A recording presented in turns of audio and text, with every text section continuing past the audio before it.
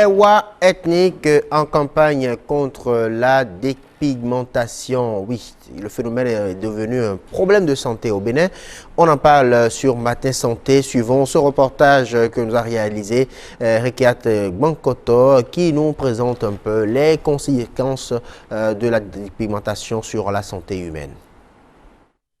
La dépigmentation volontaire ou blanchiment de la peau est une pratique très courante au sein de la communauté africaine. Ses origines remontent aux années 60 et elle constitue un véritable problème de santé publique.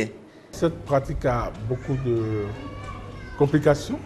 Il y a des complications locales, donc des complications sur la peau, et c'est ce que nous voyons. Il y a des complications d'ordre général que nous ne voyons pas, mais qui sont beaucoup plus graves.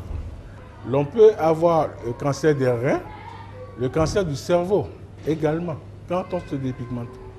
Il y a des problèmes d'infertilité.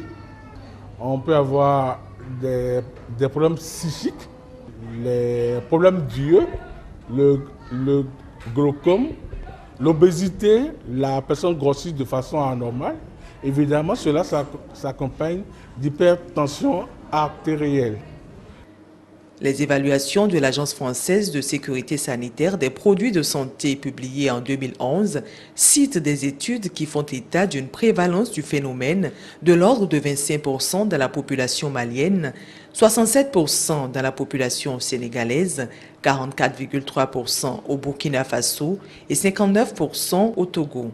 L'on apprend de la même étude que le phénomène touche aussi bien les hommes que les femmes, les jeunes que les vieux, les ruraux que les urbains. Il y a une étude qui a été faite à Boycon en milieu scolaire il y a 3 ans qui donne 34% de pratiques de dépigmentation volontaire ou artificielle dans un collège avec 67% de filles et 33% de garçons.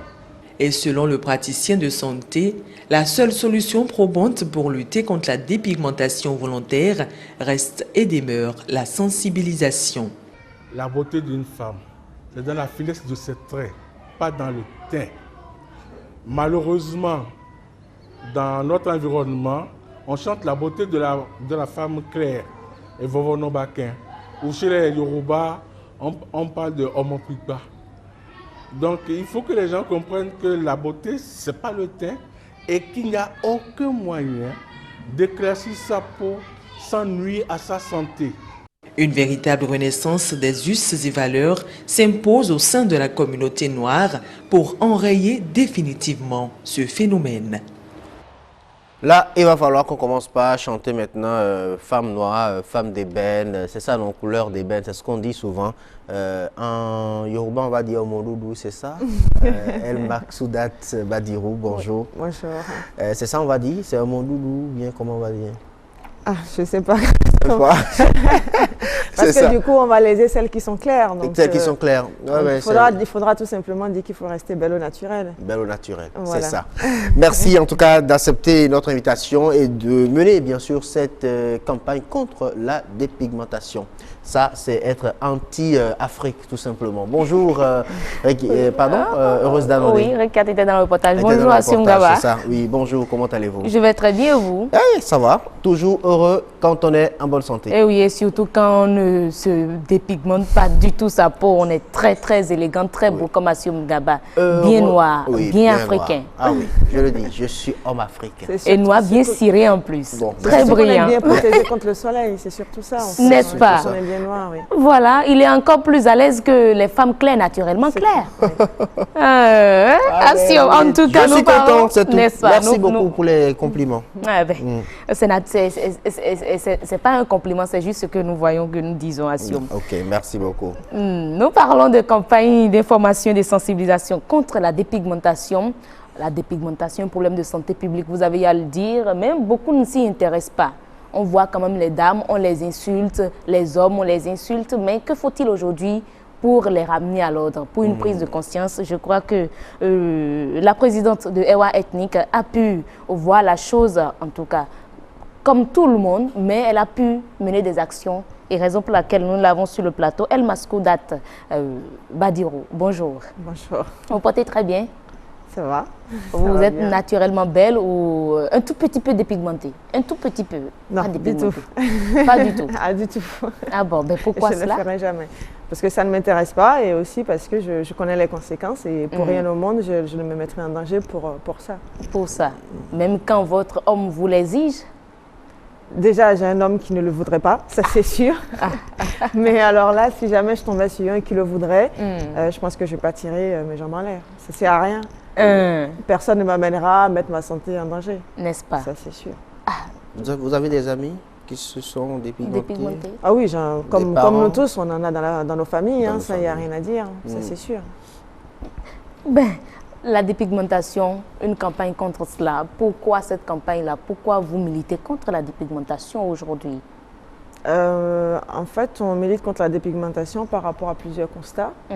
Donc, dont le premier, qui est le fait que les gens ils sont peut-être au courant des conséquences dermatologiques, donc tout ce qu'on voit, la peau qui est un peu brûlée, les problèmes de couleur, d'uniformisation de teint et tout ça. Ça, c'est ce qu'on voit. Je peux dire que c'est peut-être les moins graves. Ah bon? Parce que les conséquences systémiques et les conséquences générales sont beaucoup, beaucoup plus graves. Le diabète, comme le dirait tout à l'heure le docteur, le diabète, les problèmes d'infertilité, les problèmes de malformation du nourrisson, du nouveau-né, il y a énormément de conséquences derrière. Donc aujourd'hui, dans nos mœurs, une femme qui n'arrive pas à accoucher, elle va dire oui, c'est une tante quelque part ou une sorcière quelque part. La sorcellerie. Mais déjà, on se remet en question. Ça, c'est le premier constat. Et on a eu, lors du lancement, le docteur Lationji qui nous a expliqué un peu plus comment la dépigmentation peut justement avoir un effet néfaste sur tout ce qui est fertilité et lors de la grossesse, comment ça pourrait se passer. Ah bon? Oui. Donc ça, c'était le premier constat. Et le deuxième constat, c'est qu'aujourd'hui, la plupart des personnes qui se dépigmentent, quand on leur demande pourquoi, alors, la première chose qui arrive, c'est j'avais des taches au visage et je veux traiter mes taches. Donc quand elles arrivent chez les bonnes dames ou chez les gens qui leur vendent des produits, on leur donne des produits dépigmentants. Donc là aujourd'hui, sur le marché, on a de plus en plus des produits unifiants. Pourquoi ne pas les utiliser, tout simplement? Donc ces deux constats nous amènent aujourd'hui à diffuser l'information, à informer les gens, à les sensibiliser surtout. On n'est pas là pour donner une leçon, je le répète à chaque fois. On n'est pas là pour leur dire arrêtez ou ne faites pas ça, c'est pas bon. Chacun est libre de faire ce qu'il veut. Voilà. D'accord? Mais quand on le fait, mieux vaut le savoir. Parce que sur les produits, c'est pas écrit comme par exemple sur la cigarette, fumes-tu. Voilà. Ça, c'est pas écrit là-dessus. Donc, et personne ne viendra en Afrique nous sensibiliser contre nous-mêmes. Donc il faudra que ce soit nous-mêmes qui nous levons et qu'on puisse informer les gens au maximum. Oui, mais quel intérêt avez-vous au sein de Ewa Ethnique à lutter contre la dépigmentation? Alors l'intérêt principal, c'est déjà de sensibiliser beaucoup les gens autour de nous hein, et d'amener les gens à comprendre que cette pratique-là, elle est bien bonne, mais vous vous rendez malade, vous rendez malade les gens autour de vous, ça ne sert à rien. Donc c'est l'intérêt, Oui. tu as dit empêcher les uns et les autres de dégrader, leur système santé. de santé. Oui, c'est surtout ça. Ok. Mais aujourd'hui, quelle est votre cible? Parce que nous connaissons, nous savons qu'il y a plusieurs personnes, plusieurs secteurs d'activité qui amènent certaines personnes, hommes comme femmes, à adopter ces méthodes-là. Oui. Qui sont vos cibles? Nous, c'est le public, hein. On n'a pas En de cible général. particulière, c'est tout le monde en fait. De cible particulier, c'est vraiment tout le monde. C'est nous, enfin, on met une campagne, les affiches, la télé, la radio. Il faut vraiment que toute personne qui regarde comment dirais-je, nos affiches puisse être sensibilisée. Alors, au cours de votre campagne, est-ce que vous n'avez pas rencontré peut-être des gens ou des femmes qui vous ont opposé des arguments auxquels vous ne trouvez vraiment pas, c'est pas de moi à dire en réalité? Ça, c'était lors du JIDA. Une fois, j'étais passée sur une radio à Paris. Oui. Et on a eu un monsieur au téléphone qui nous disait ceux qui ont des problèmes, c'est des gens qui ne savent pas le faire. Et lui, ça faisait, voilà. et que lui, ça faisait 40 ans qu'il le faisait et qu'il n'a aucun problème. Alors, il faut savoir une chose, les réactions qu'on a, ça dépend vraiment de l'organisme de tout un chacun. Ça dépend vraiment de la peau de chacun. Ne serait-ce qu'en utilisant des produits cosmétiques normaux, on ne réagit pas de la même manière. Donc forcément, on ne réagit pas non plus de la même manière à ces produits-là, qui sont de faux cosmétiques, il faut bien le savoir. Donc le problème qui se pose, c'est qu'une personne utilisera peut-être le même produit et tout de suite commencera à avoir des boutons, pendant que l'autre l'utilisera pendant des années et n'aura pas d'effet secondaire. Voilà. Alors lui, quand il parle du physique, d'accord? Mais est-ce qu'en interne, il n'a pas d'autres dégradations, il n'a pas d'autres problèmes? Ça, il faudra qu'on voit ça avec son médecin. Des cancers qui vont peut-être se développer plus tard. À long terme. Oui. Mais le problème, c'est qu'il faut savoir aussi qu'il a forcément un problème au niveau de l'épaisseur de la peau. Parce que quand on utilise ces produits-là, j'ai pris pour lui pour qu'il n'ait pas un accident, mais il aura forcément la peau qui sera beaucoup plus fine. Donc, si jamais il a un accident, pour le coudre ou pour que la plaie puisse, comment dirais-je, suturer, il va prendre beaucoup plus de temps qu'une personne qui ne se dépigmente pas. Voilà. Oui, mais on nous dit souvent, on a vu ici au Bénin des artistes bien noirs, plus noirs que moi, et qui aujourd'hui sont devenus très clairs. Oui, mais je suis désolée, c'est une grosse connerie. Mais on les voit toujours en pleine forme. Ah non, mais ça c'est sûr, ils sont toujours en pleine forme tant que la nature sera de leur côté. Ah oui, ça veut dire que bientôt des cancers... Je n'en sais rien. Ah oui. Mais il faut aussi dire que quand ces femmes-là, certaines de ces artistes femmes-là, quand elles tombent enceintes, on ne les voit pratiquement plus sur les écrans. Elles sont carrément hors de la circulation, je dirais, et elles ont certainement leur raison. Parce que oui, il y a beaucoup de personnes, a priori, qui, dès qu'elles tombent enceintes, elles arrêtent pendant un moment, et puis elles reprennent. Oui, ça aussi, j'ai appris ça. Il y a beaucoup de femmes qui font ça. Mais c'est bien, surtout pour l'enfant, parce que il y a eu une étude, un cas, je pense qu'en France, je ne me rappelle plus du titre de l'étude, où en fait, une femme, elle a continué à utiliser tout ce qu'on appelle savon antiseptique, là, qui contiennent du mercure, et qui passe dans le sang. Elle a continué à l'utiliser jusqu'à la naissance de son enfant. Donc l'enfant, il est né très très très petit. Ben, aujourd'hui, est-ce que selon vous, cette campagne-là va réellement atteindre ses objectifs? J'espère bien, vu tout le budget qui a été mis en place pour ça. Nous espérons bien. Et qui vous accompagne alors? Alors, on a quelques sponsors qui nous ont accompagnés. On a réussi à récolter 5 000 € en faisant un appel de fonds participatifs qu'on avait mis sur Ulule, qui nous a permis déjà d'amorcer la campagne. Puis après, on a eu quelques sponsors qui nous ont accompagnés. Parce que, en fait, il faut savoir que le budget de Ewa Ethnic est beaucoup plus sur fonds propres aujourd'hui, ce qui est un peu difficile.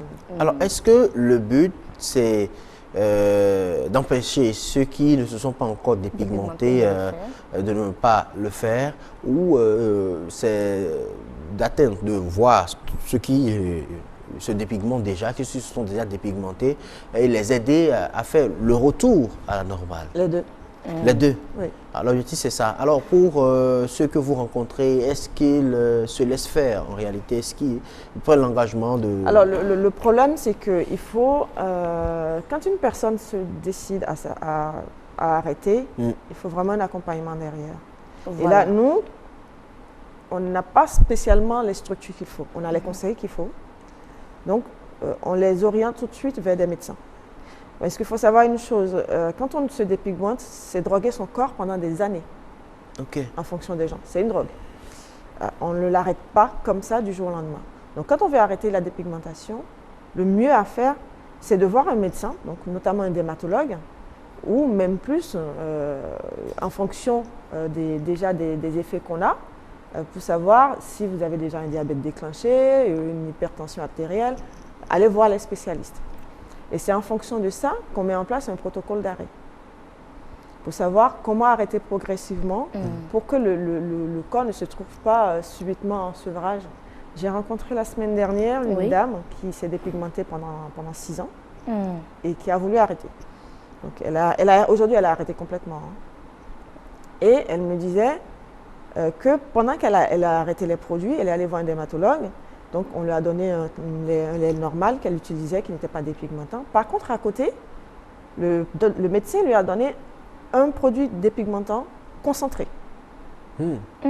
Donc, parce que quand elle arrêtait, tous les 2 jours, elle se grattait le corps, mais comme pas possible. Elle se retrouvait, son corps se retrouvait en stress.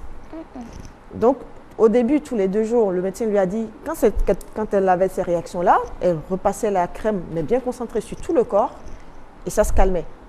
Puis après, c'est passé à toutes les semaines, toutes les 2 semaines, jusqu'à ce qu'elle arrête complètement.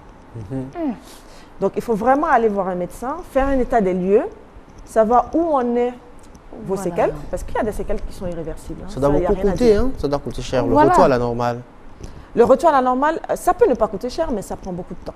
Ça prend beaucoup plus de temps. Oui, ça prend du temps en fonction du temps que vous avez mis à le faire, en fonction des séquelles que vous avez déjà, en fonction de ce que vous avez utilisé comme produit. Il faut savoir qu'il y a des femmes qui, les produits cosmétiques, les faux produits cosmétiques ne leur suffisent plus. Donc forcément, elles peuvent mélanger les 3 types de composants qui dépigmentent. Donc l'hydroquinone, les démocorticoïdes et le mercure. Et là, c'est... Et elles disent même qu'il faut rester enfermé dans sa chambre pendant une demi-heure, sautiller, parce que là, c'est très fort. Mais 10 jours après, vous avez le résultat. J'ai vu le documentaire aussi. Ça veut dire qu'elle souffre elle souffre même avant d'avoir cette peau artificiellement claire. C'est vrai qu'il faut souffrir pour être belle, mais quand on est belle et qu'on n'a pas de séquelles derrière, c'est peut-être mieux. Mais se dépigmenter et puis utiliser des produits unifiants, qu'est-ce qui est plus coûteux? Alors, il faut savoir une chose, c'est que les produits unifiants, certains sont pour, d'autres sont contre. Donc, beaucoup disent que c'est du marketing. Mais il faut savoir que ces produits-là, ce sont des produits qui sont issus des recettes de nos grands-mères. Voilà. Le beurre de karité, l'huile d'amande douce, le citron, la carotte. Mais beaucoup de recherches sont faites aujourd'hui par rapport à ces produits. Ce qu'il n'y avait pas il y a quelques années, 5-6 ans derrière. Donc, ces recherches-là coûtent encore cher. Donc, ces produits sont encore plus chers. Pour les produits unifiants sont plus chers que les produits qu'on peut trouver pour se dépigmenter, qui sont en rentrant à Tokba à 300-400 francs, on a quelque chose. C'est vite fait. Donc, les produits unifiants, plus on va en utiliser, mieux on va payer la recherche et de plus en plus, ça va devenir moins cher. Mais les produits unifiants ne sont pas des faits en soi, comme je le dis. On peut rester belle naturellement. Nous avons nos beurres de karité là. Nos beurres de karité, les huiles sont là. Il faut juste se rapprocher des bonnes personnes. Vous utilisez le beurre de karité? J'utilise beaucoup le beurre de karité au quotidien pour mes cheveux, parce que j'ai les cheveux crépus naturels aussi. Pour mes cheveux, pour mon corps. Notamment quand je suis enceinte, j'utilise beaucoup le beurre de karité pour éviter les vergetures. Et ça marche. Ah oui, ça marche. Ah oui. Moi, je fais 2 grossesses en vergeture, donc ça prouve que ça marche. Ah ben là, ça c'est vraiment super. Ben, aujourd'hui, quelles sont vos attentes? Est-ce que vous avez des appels à lancer à l'endroit? Vous travaillez même déjà avec le ministère de la Santé? Oui, on a eu le ministère de la Santé qui nous a envoyé lors du lancement de la campagne un docteur qui justement nous a présenté la loi qui a été mise en place pour lutter justement contre les faux produits cosmétiques. Et bon, au Bénin, mais ce n'est pas encore voté. Ah oui, si, la loi existe déjà depuis longtemps. Ben, juste la mise en application est un peu compliquée. Elle a commencé tout doucement et je pense qu'à partir du mois de décembre, on aura peut-être plus, à ce qu'elle a dit ce jour-là. On n'aura plus de faux produits cosmétiques sur le terrain? Si, on en aura toujours, mais il y aura de plus en plus de contrôle. Ok, d'accord. Alors, pour quelqu'un qui décide, je vais juste aider mes téléspectateurs, pour quelqu'un qui décide de faire le chemin du retour, comment l'aider? Alors, que la personne soit s'approche de nous, donc de l'association EWA Ethnique. On a un site internet sur qui on peut nous écrire directement, ewaethnique.org. On a la page Facebook EWA Ethnique aussi. Ou soit la personne va voir un dermatologue. Il y a notamment le docteur Adegbidi qui travaille avec nous et qui est très au courant du sujet, parce qu'il faut savoir aussi une chose, que parfois on a des pathologies et les médecins qu'on va voir ne font pas forcément le lien parce qu'ils ne sont pas sensibilisés à la question. Voilà. Donc, il faut peut-être aller voir des médecins qui sont sensibilisés à la question, comme le docteur Latoudi ou encore le docteur Adegbidi qui travaille avec nous. Il y en a d'autres, mais pour l'instant, on ne travaille pas encore avec on ne les connaît pas, on ne travaille pas encore avec eux. Donc, je peux dire déjà que ces 2 personnes-là, si vos pathologies viennent de la dépigmentation, ils vont vous le dire. N'est-ce pas? En tout cas, ewaethnique.org. EWAETHNIK, le tout collé. .org. Oui. D'accord. Merci beaucoup. Merci El Maksoudat, Badirou, président de EWA Ethnique, pour ce que vous faites contre la dépigmentation. Merci. Merci, heureuse d'Alodé d'avoir abordé cette question, la dépigmentation, un problème de santé au Bénin. Un forum déjà enregistré. Hein. Ce soir à 21h, le forum sera diffusé. Oui, et puis juste après le forum, un documentaire. Cette couleur qui me dérange. Voilà. Réalisé au Sénégal où il y a déjà 60% de taux de personnes dépigmentées. Oui. On aura en tout cas tout ça. C'est à partir de 21h. 21h. À partir de 21h ce soir sur BB24.